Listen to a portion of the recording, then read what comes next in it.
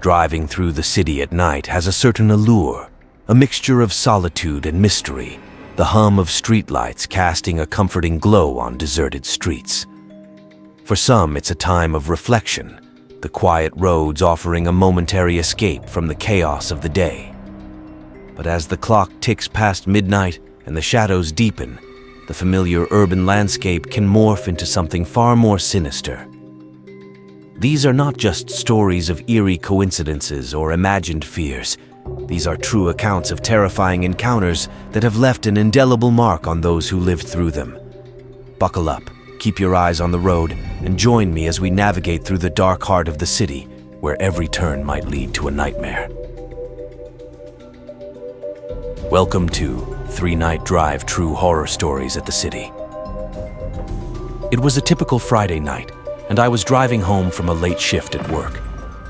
The city had quieted down, the usual hustle and bustle replaced by an almost eerie calm. My route took me through a part of town that was a bit run down but not particularly dangerous.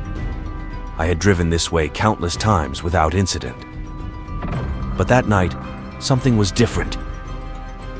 As I turned onto a narrow, dimly lit street, I saw her, a young woman standing on the side of the road, thumb outstretched, a look of desperation in her eyes. She was drenched from the rain that had started to fall, her hair clinging to her face and her clothes soaked through. It was impossible to leave her there in such a state, so I pulled over and rolled down the window. "Do you need a ride?" I asked, trying to sound as non-threatening as possible. She nodded, a slight shiver visible. "Thank you. I'm just trying to get home." She got into the passenger seat, and I handed her a towel I kept in the car for emergencies. As she dried herself off, I asked where she was headed. Her voice was soft and almost melodic, a stark contrast to her disheveled appearance. "I live on Maple Street, just a few miles from here," she replied. Maple Street wasn't far, so I nodded and started driving. The rain had picked up, making the drive more challenging. The windshield wipers worked overtime, trying to keep the view clear. We drove in silence for a while, the only sounds being the rhythmic thud of the wipers and the soft hum of the engine. As we drove, I couldn't help but glance over at her occasionally. There was something odd about her, something I couldn't quite put my finger on. She seemed out of place, like she didn't belong in this time or place. Her clothes were old-fashioned, almost like something out of a different era.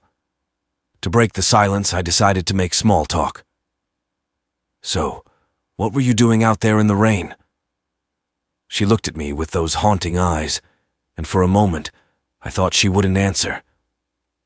But then she did, her voice barely above a whisper. "I was trying to get home. I was at a party, and things got out of hand. I needed to leave." I nodded, understanding the need to escape from an uncomfortable situation. But there was something in her tone that made me uneasy.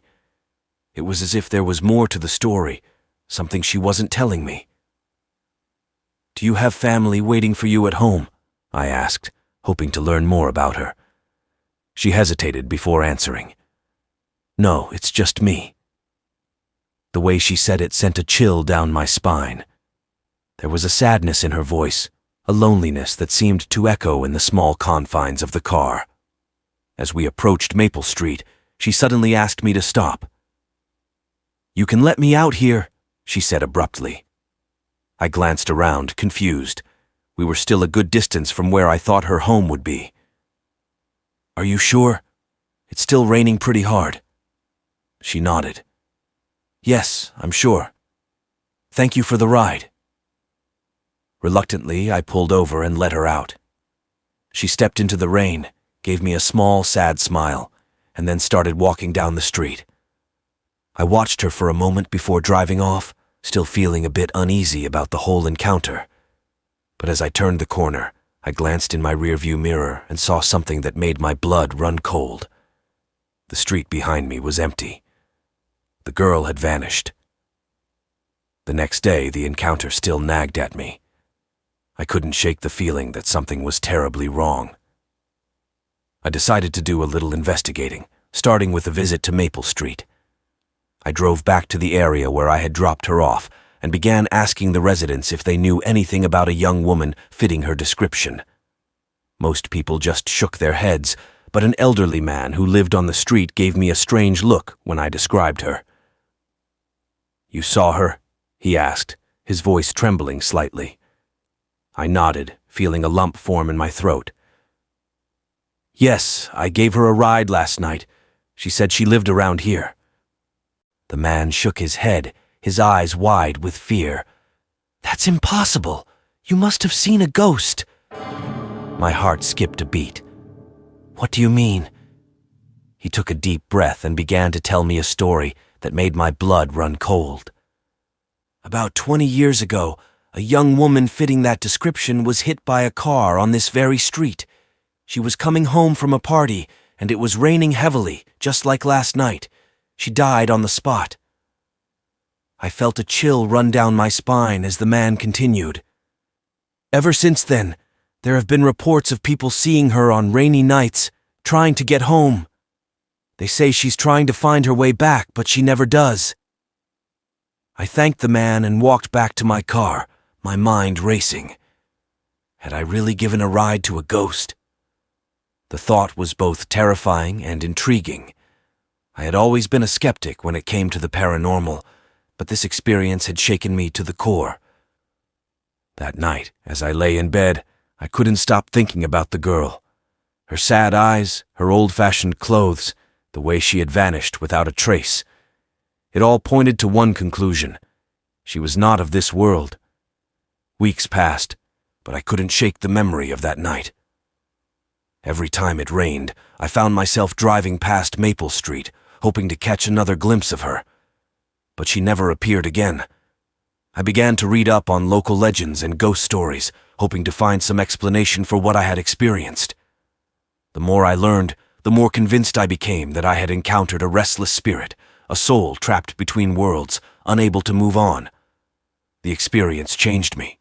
I became more attuned to the paranormal, more open to the possibility that there are things in this world that cannot be easily explained. And every time I drive through the city at night, I keep an eye out for those lost souls, hoping that one day they might find the peace they so desperately seek. This is my story of the Phantom Hitchhiker, a tale of sadness, mystery, and the inexplicable. It serves as a reminder that sometimes the most ordinary of encounters can lead to the most extraordinary of revelations. And as you drive through the city at night, remember to keep your eyes open. You never know what you might see. It was late, around midnight, when I found myself driving through the quiet streets of the city. The hustle and bustle of the day had long faded, leaving behind a serene, almost eerie calm. I had just finished a long shift at the hospital, and I was eager to get home and rest. The roads were mostly empty, and the glow of the streetlights cast long, haunting shadows on the pavement. The city felt different at night, familiar yet strange, as if it held secrets only revealed in the darkness. As I drove through a particularly deserted part of town, my eyes caught a glimpse of movement on the side of the road. There, standing under a flickering streetlight, was a man in a dark coat, his face obscured by the shadow of his hat. He raised his arm in a slow, deliberate motion, signaling for a ride. Normally, I wouldn't stop for a hitchhiker, especially not this late at night, but something about him drew me in. Maybe it was the exhaustion, or perhaps a subconscious curiosity, but I found myself pulling over. He approached the car with a measured pace, his footsteps barely audible on the damp pavement. As he got closer, I could make out more details. His clothes were old-fashioned, like something out of a different era, and his face, though partially hidden, had an air of solemnity. He opened the door and slid into the passenger seat without a word. "Where are you headed?" I asked, trying to sound casual despite the unease creeping up my spine. He turned to me, his eyes meeting mine for the first time. They were deep, almost hollow, with a sadness that seemed to transcend time. "Just down the road a bit," he said in a voice that was surprisingly soft, almost melodic. I nodded and started driving again, the silence in the car thick and palpable. The rain had started to fall lightly, creating a rhythmic pattern on the roof of the car. I kept glancing at him out of the corner of my eye, trying to understand the strange feeling that had settled in the pit of my stomach. There was something off about him, something that I couldn't quite place. We drove in silence for a while, the only sounds being the hum of the engine and the patter of the rain. I tried to focus on the road, but my mind kept drifting back to my passenger. Who was he? Why was he out here in the middle of the night? And why did he seem so out of place? I decided to break the silence. So, where exactly are you headed? He didn't respond immediately, as if weighing his words carefully. I'm trying to get home, he finally said, his voice barely above a whisper. Where's home? I pressed, hoping for more details. He turned to look at me, and for a moment, I thought I saw a flicker of something. Fear, perhaps, or maybe regret. Just a little further down the road, he repeated, his tone final. I nodded, realizing that pushing for more information would likely lead nowhere. We continued driving in silence, the cityscape outside the window becoming increasingly desolate. As we neared a bridge that crossed over a small, murky river, he suddenly spoke again. You can let me out here. I slowed the car and pulled over, confused. There was nothing around us but the bridge and the dark water below. Are you sure? There's nothing here. He nodded, a faint smile playing on his lips. Yes, this is where I need to be. Reluctantly, I unlocked the doors, and he stepped out into the rain. He turned back to face me, his eyes meeting mine one last time.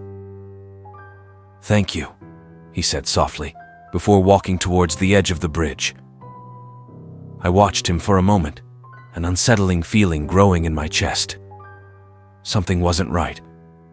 I got out of the car and followed him, my curiosity getting the better of me. As I reached the edge of the bridge, I saw him standing there, looking down at the water. What are you doing? I called out, my voice echoing in the still night. He turned to me, and in the dim light, I saw a tear roll down his cheek. This is where it happened, he said, his voice trembling. Where what happened? I asked, my heart pounding. He took a deep breath as if steeling himself. This is where I died. The words hung in the air, heavy and cold. I felt a chill run down my spine as I stared at him, trying to comprehend what he had just said. What do you mean? He turned back to the water, his shoulders slumping. Years ago, I was driving home one night, just like you. I lost control of my car on this bridge and plunged into the river. I didn't make it out. I took a step back, my mind racing. But how? He looked at me, his eyes filled with sorrow. I don't know. All I know is that I'm trapped, reliving that night over and over, trying to find my way home. I felt a wave of sympathy and fear wash over me. Is there anything I can do to help? He shook his head. No, you've done enough by bringing me here. Thank you. With that, he turned and stepped off the bridge, his form dissolving into the mist. I ran to the edge, but there was no splash, no sign of him. He was gone. I stood there for a long time, the rain soaking through my clothes, trying to process what had just happened. Eventually, I made my way back to the car, my hands trembling as I gripped the steering wheel. I drove home in a daze, my mind replaying the events over and over. In the days that followed, I couldn't shake the feeling of unease. I started researching accidents on the bridge and found an old newspaper article about a man who had died in a car crash there years ago. The photo was grainy, but it was unmistakably him, my ghostly passenger. The experience changed me in ways I still can't fully explain. I became more attuned to the supernatural, more aware of the thin veil between our world and the next.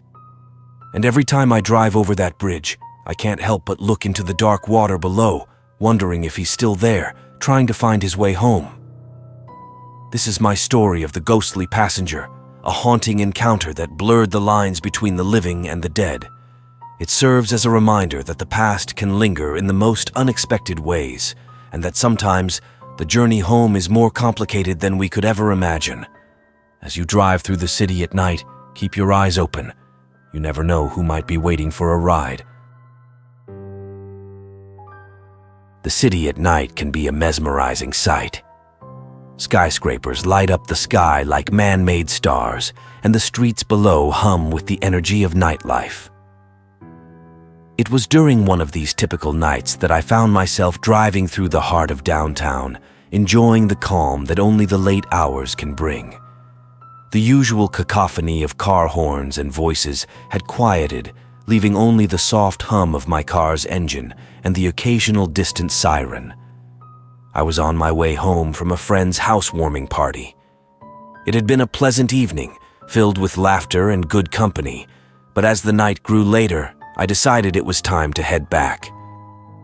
I took my usual route, a path that had become second nature to me over the years.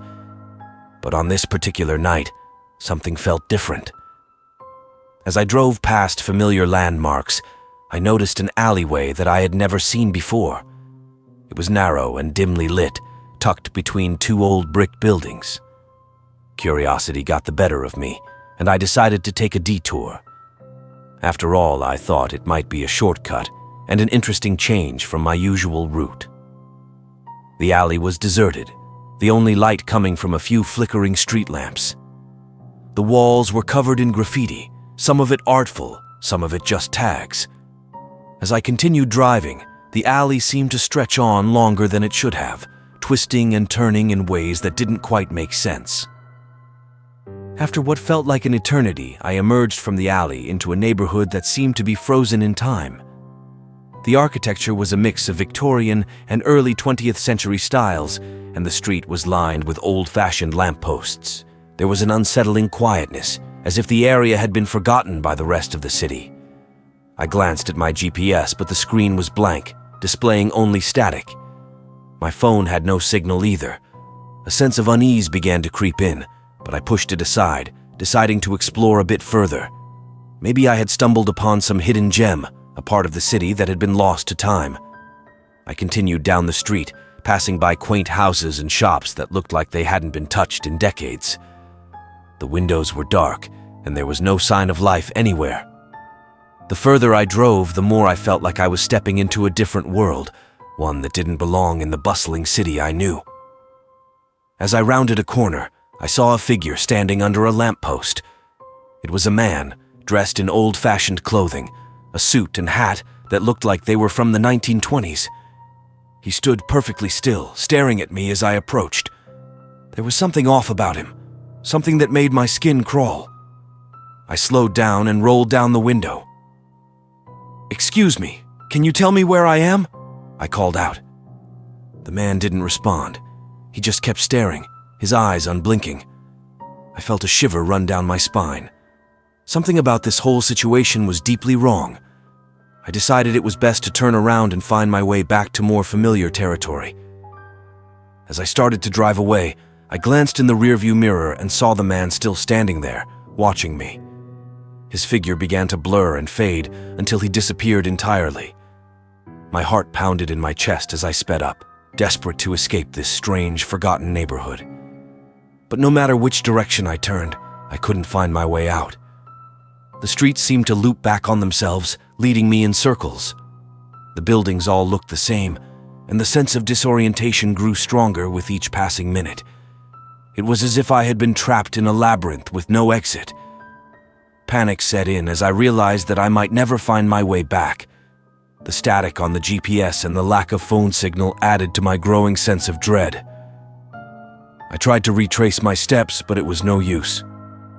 The streets had a mind of their own, twisting and turning in impossible ways. Hours passed, or at least it felt like hours. I was exhausted, both mentally and physically. My car's fuel gauge was dangerously low, and I knew I couldn't keep driving much longer. In a final act of desperation, I stopped the car and got out, hoping that on foot I might have better luck finding an escape. As I walked down the empty street, I noticed something strange. The buildings seemed to shift and change as I passed them, their features morphing in subtle but unsettling ways. Doors and windows appeared and disappeared, and the streetlights flickered erratically. Then I saw it, a familiar sign, one that I had passed earlier. It was a small hand-painted sign for a bakery with a picture of a loaf of bread.